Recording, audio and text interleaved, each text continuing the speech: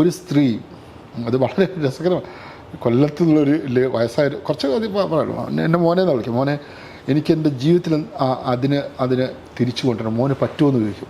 കരഞ്ഞുകൊണ്ടാണ് എന്നോട് ചോദിക്കുന്നത്, വളരെ ഇമോഷണലായിട്ട്.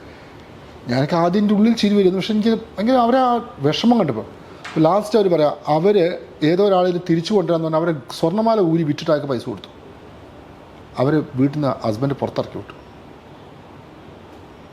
അവരോട് പറഞ്ഞ കഥയാണ്. അതായത് ഈ ആനിമലിനോട് സ്നേഹം മൂത്തിട്ട് ആകെ പാവപ്പെട്ട ആൾക്കാരാണ് മാല എടുത്ത് വിറ്റിട്ട്.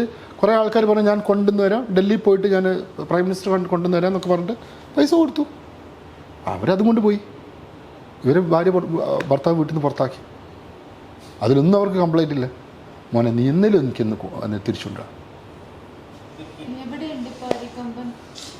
അപ്പർ കോതയാറുണ്ട്, വളരെ കൃത്യമായ ഡാറ്റ അവരുടെ കയ്യിലുണ്ട്. തമിഴ്നാടിൻ്റെ കയ്യിലാണ് ഒബ്സർവേഷൻ. തിരിച്ചു വരും എന്നൊക്കെ പറയുന്നുണ്ട് ഈ സ്ഥലത്ത്, പലരും